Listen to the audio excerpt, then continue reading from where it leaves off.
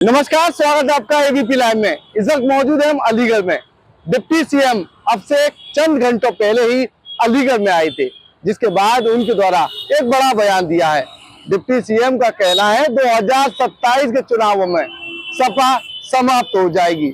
Samajwadi party के राष्ट्रीय सचिव मेरे साथ मौजूद हैं। साथ ही उनके द्वारा अलीगढ़ मुस्लिम विश्वविद्यालय को लेकर भी बड़ा बयान दिया है। देवकी नंदन ठाकुर कथावाचक वो भी अलीगढ़ पहुंचे थे। उनके द्वारा साफ तौर पर कहा गया अलीगढ़ मुस्लिम विश्वविद्यालय में मंदिर बनना चाहिए। केंद्र सरकार के पैसे से अलीगढ़ मुस्लिम विश्वविद्यालय चलता है। प्रदेश सचिव कांग्रेस के राजा भैया मेरे साथ मौजूद है। आम आदमी पार्टी के भी पदाधिकारी मेरे साथ मौजूद है। बातचीत करेंगे, ये वो तस्वीरें, तमाम जो लोग हैं वो मेरे साथ मौजूद है, उनसे बातचीत करेंगे।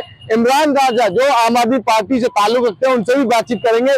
सबसे पहले समाजवादी पार्टी के राष्ट्रीय सचिव से बात करते हैं, उनसे जानेंगे क्या लग रहा है। समाजवादी पार्टी जो लगातार बयानबाजी कर रही थी, लेकिन अब डिप्टी सीएम ने एक बड़ा बयान दिया है। समाजवादी पार्टी 2027 में खत्म हो रही है, क्या मानना है? देखिए, मेरा नाम अदनान हमीद है। मैं राष्ट्रीय सचिव हूँ समाजवादी पार्टी उत्तर प्रदेश अलीगढ़ छात्र सभा। देखिए, जो लोग ये कह रहे हैं कि समाजवादी पार्टी खत्म हो जाएगी 2027 में, मैं आपको बता दूं कि ये लोग सत्ता का आनंद लेने वाले लोग हैं और सत्ता में मजे लेने वाले लोग हैं। जब माननीय अखिलेश यादव और ये प्रदेश उत्तर प्रदेश की जनता इनको 2027 में जब मुंह तोड़ जवाब देगी और समाजवादी पार्टी पूर्ण बहुमत से सरकार बनाएगी यहाँ पर, तो मैं आपके माध्यम से बता देना चाहता हूं कि यही डिप्टी सीएम साहब समाजवादी पार्टी ज्वाइन करेंगे और समाजवादी पार्टी के अंदर होंगे। तब मैं इनसे पूछूंगा कि आप कहते थे कि 2027 में समाजवादी पार्टी खत्म हो जाएगी, अब आप क्या कहना चाहेंगे? और रही बात समाजवादी की, तो देखिए नेताजी ने जो पार्टी बनाई, जो मेहनत करी, आज आप देखिए ये भाजपा के लोग, ये बीजेपी वाले लोग, ये सिर्फ और सिर्फ मंदिर और मस्जिद और भारत खोदो अभियान, इसके अलावा इनके पास कोई मुद्दा नहीं है। ये लोग बात नहीं करते एम्प्लॉयमेंट पे, ये लोग बात नहीं करते इंफ्रास्ट्रक्चर पे, ये लोग बात नहीं करते युवाओं की नौकरियों पे। आप मुझे बताइए, ये लोग सिर्फ और सिर्फ एक मुस्लिम समुदाय को टारगेट करते हैं। एक तरफ माननीय नरेंद्र मोदी जी कहते हैं कि मैं सबका साथ और सबके विकास की राजनीति करने वाला नेता हूं, और दूसरी तरफ अपने सांसदों को, अपने विधायकों को, अपनी पार्टी के नेताओं को कहते हैं कि मुसलमानों को टारगेट करो। और अब आप मुझे एक बात बताइए, ये माननीय नरेंद्र मोदी जी कहते हैं कि मैं सबका साथ और सबके विकास की राजनीति करता हूं, और अपने कार्यालयों पे ये लोग लिखते हैं कि बटोगे तो कटोगे। मैं जानना चाहता हूं आपके माध्यम से माननीय नरेंद्र मोदी जी से, माननीय योगी जी से, कि इसका क्या मतलब है बटोगे या कटोगे? बटोगे तो कटोगे, इसका मतलब यह है कि आप एक समुदाय को गुमराह कर रहे हैं, देश की जनता को गुमराह कर रहे हैं। लेकिन इस देश की जनता, उत्तर प्रदेश की जनता आने वाले 2027 के चुनाव में इन लोगों को मुंह तोड़ जवाब देने का काम करेगी। और माननीय अखिलेश यादव जी ने दलितों की, पिछड़ों की, मुसलमानों की, सबकी आवाज को हमेशा बुलंद किया है। और इस देश में मैं आपके माध्यम से एक बात और बता देना चाहता हूं, आज इस देश में जो राजनीति हो रही है, आप देखिए कैसे मस्जिदों को नाम पर, कैसे कब्रिस्तानों के नाम पर, कैसे वक्फ बिल के नाम पर आज इस मुसलमानों को टारगेट किया जा रहा है, उनको पीड़ित किया जा रहा है। और मैं एक बात आपके माध्यम से कह देना चाहता हूं कि इस देश को आजाद कराने में जो हमारे बुजुर्ग थे, जो हमारे उलमाए दीन थे, आज अगर वो जिंदा होते, उन लोगों को कितनी तकलीफ होती कि हमने इस देश को आजाद कराया और हमारे ही समाज को टारगेट किया जा रहा है। तो मुझे शर्म आती है ऐसी सरकार पर। और मैं कहूंगा आपके माध्यम से हिंदुस्तान की आवाम से कि ऐसी सरकार को और प्रदेश में माननीय अखिलेश यादव जी को लाएं और दलित पिछड़ों की आवाज को बुलंद करें। अखिलेश यादव जिंदाबाद। क्या कहना है? आम आदमी पार्टी से आप ताल्लुक रखते हैं, लगातार जो बयानबाजी चल रही है, कहीं ना कहीं वक्फ बिल को लेकर भी उनके द्वारा बड़ा बयान दिया है। वक्फ बिल को लेकर उनके द्वारा कहा गया पहले बंदर बाट हो रहा था, क्या कहना है? देखिए, वक्फ बिल जो है वो सिर्फ कहीं ना कहीं एक समुदाय को टारगेट करने के लिए लाया गया है। एक समुदाय को पूरी तरीके से टारगेट किया जा रहा है। और जैसे आपने देखा होगा कि वर्तमान सरकार मुद्दों से भटकाने के लिए, देश की जनता को जो मेन मुद्दे हैं उनसे भटकाने के लिए काम कर रही है। देखिए, गाय के नाम पे हजारों मुसलमानों को, हजारों बेकसूर लोगों को इन्होंने हत्या कर दी। लेकिन गाय को राष्ट्रीय पशु घोषित नहीं कर रहे हैं। आप देखिए बेरोजगारी चरम सीमा पे है, महंगाई चरम सीमा पे, उस पर बात नहीं करते।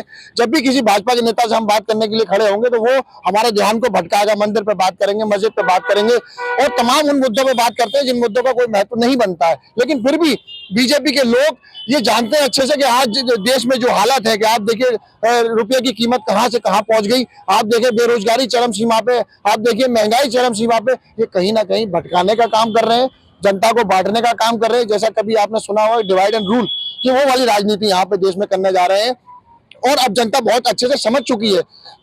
तमाम समाज के लोग इस चीजों को समझ रहे हैं कि ये कहीं ना कहीं हम लोगों को भटकाकर हम लोगों का उत्पीड़न कर रहे हैं, शोषण कर रहे हैं। जैसा कि अभी आपने देखा कि डिप्टी सीएम ने कहा कि भाई यहाँ पे यूनिवर्सिटी के अंदर मंदिर होना चाहिए, तो ऐसा करिए कि आप जितनी भी संस्थाएं हैं जहाँ बच्चों को अच्छी शिक्षा मिलती है, जहाँ उनको पढ़ने लिखने के लिए जगह बनाएंगे, सबको हटा के आप सब जगह मंदिर और मस्जिद बना दीजिए। क्यों आप शिक्षा की बात कर रहे हैं, क्यों आप बेरोजगारी की बात नहीं कर रहे हैं? आपको जिन मुद्दों पे बात करनी चाहिए उन मुद्दों को भटकाने के लिए जनता को गुमराह कर रहे हैं। अब ये बहुत ज्यादा दिन चलने वाला नहीं, ज्यादा दिन चलने वाला नहीं है। लेकिन लगातार जो चर्चाएं हो रही हैं, कहीं ना कहीं वक्फ बिल को लेकर बताया जा रहा है, जो वक्फ बिल पास हुआ है वो कहीं ना कहीं लोगों के लिए एक फेवर में है। देखिए, सबका साथ, सबका विकास और सबके विश्वास वाली सरकार कल राज्यसभा में और परसों लोकसभा में खड़े होकर के ये कह रही थी कि ये बिल मुसलमानों के हित के लिए है, और आज उन्हीं के एक डिप्टी सीएम अलीगढ़ में आकर के कह रहे हैं कि अलीगढ़ मुस्लिम यूनिवर्सिटी के अंदर मंदिर बनना चाहिए। तो इनके हित कितने मुसलमानों के लिए लाभकारी हैं, ये इनके डिप्टी सीएम ने पोल खोल करके रख दी है। जिस सरकार का एजेंडा 2002 के गुजरात दंगों पर हो, उस सरकार से देश की जनता कैसे उम्मीद लगा सकती है कि वो सबका साथ, सबका विकास और सबके भले की बात करेंगे। साफ साफ उनकी यही एक पॉलिसी रही है कि इस देश में बहुसंख्यक को आजाद करके अल्पसंख्यक को कटघरे में खड़ा करते हुए हमेशा से आए और वही करेंगे। जब इनकी पार्टी के 2 सांसद थे तभी भी उनको वही एजेंडा था, आज ये पूर्ण बहुमत में तो आज भी इनका यही एजेंडा है।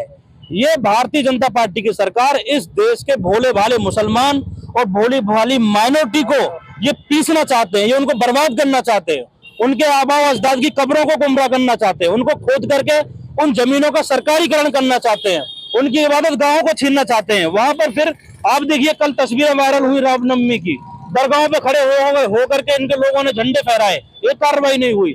आपके देश के नौजवानों को क्या देना चाह रहे हैं? आप धर्म की आग में नौजवानों को लपेटना चाह रहे हैं। इससे ये प्रतीत होता है कि आप मुसलमानों के ही दुश्मन नहीं है, आप इस हिंदू समाज के उन नौजवानों के दुश्मन है जिनको आप भड़का करके मंदिरों के और मस्जिदों के ऊपर भेजना चाहते हो।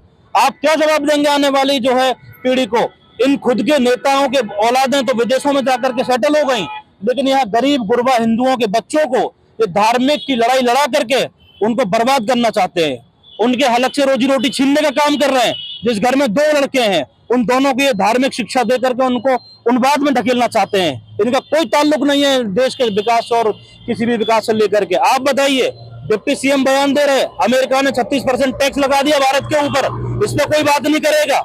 जब चीन के ऊपर भी अमेरिका ने टैक्स लगाया 34%, तो चीन ने मुंह तोड़ जवाब दिया, उनके ऊपर 34% ही टैक्स लगा दिया।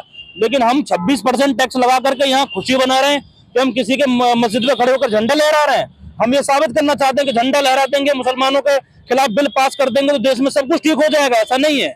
आप मुंह तोड़ जवाब दीजिए अमेरिका को। ये देश का जो जनता है ये गुलाम नहीं है आपकी, इन्होंने आपको वोट दिया है, आपको प्रधानमंत्री बनाया है। और मैं ये कहना चाहूंगा, भारतीय जनता पार्टी में होड़ मची हुई है कि कौन बढ़िया विवादित बयान देगा, कौन बड़ा नेता बनेगा।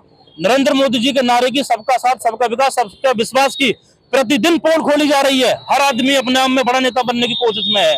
कोई योगी जी को हटाना चाहता है, कोई प्राइम मिनिस्टर मोदी जी के बगल में बैठना चाहता है, कोई अनाप शनाप बयान दे करके उनकी जो है कुर्सियां छीनना चाहते हैं। आपस की घोटालेबाजी में आकर के इस देश को बर्बाद किया जा रहा है, तबाह किया जा रहा है।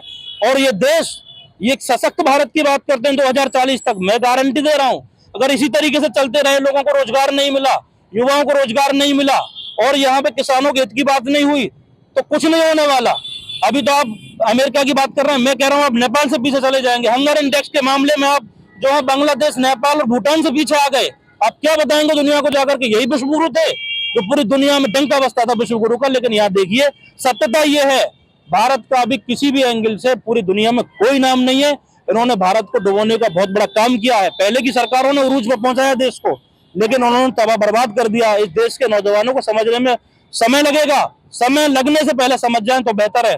वरना समय पता नहीं लगने से किस चीज़ पहले से निकलता है। समझ जाएं। देवकी नंदन ठाकुर ने बयान दिया है, अगर अलीगढ़ मुस्लिम विश्वविद्यालय में मस्जिद बनी तो वो यानी कि मंदिर बना तो मुफ्त में कथा करेंगे।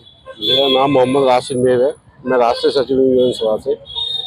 देवकी नंदन ठाकुर पहले भी एक बयान दे चुके हैं कि आगरा की जामा मस्जिद के नीचे मंदिर है, उनके यही बयान देते आ रहे हैं वो अब तक। मेरा उनसे ये कहना है, आप एक अच्छे कथावाचक हैं, आप ऐसे बयान दे रहे हैं, हिंदू मुस्लिम भड़काना चाह रहे हैं, आप एक अच्छे कथावाचक होने के नाते ऐसे बयान ना दें। और मेरा कहना ये है उनसे, आप उन लोगों को ना भटकाएं, ठीक है। लोग भटक रहे हैं उनके कहने से, और लोगों ने इतनी मेहनत करके एक हिंदू मुस्लिम भाईचारा बढ़ा रखा है, और ये बीजेपी सरकार इसको खत्म करना चाह रही है। हमारे लोग शहीद हो गए, कुर्बानियां दी थी हमारे लोगों ने, मगर आज बड़ा दुख होता है, बड़ा मलाल होता होगा उन लोगों को जब उनके घर वाले ये सोचते होंगे जो इनमें यह शहीद हुए, और उसके बाद आज ये रणनीति जो बीजेपी हिंदू मुस्लिम वक्फ बोर्ड औरंगजेब और इतनी गंदी राजनीति नहीं करनी चाहिए। जी बिल्कुल, ये थे तमाम वो लोग जो लगातार मौजूदा समय में दिए जा रहे बयानों को लेकर अपनी अपनी प्रतिक्रिया देते हुए नजर आ रहे। फिलहाल आज जो डिप्टी सीएम केशव प्रसाद मौर्य के द्वारा अलीगढ़ मुस्लिम विश्वविद्यालय व वक्फ बोर्ड को लेकर वह समाजवादी पार्टी के 2027 में खात्मे को लेकर जो बयान दिया है, उस पर समाजवादी पार्टी के साथ कांग्रेस और आम आदमी की पार्टी के पदाधिकारियों के द्वारा जमकर उन पर कटाक्ष किए हैं।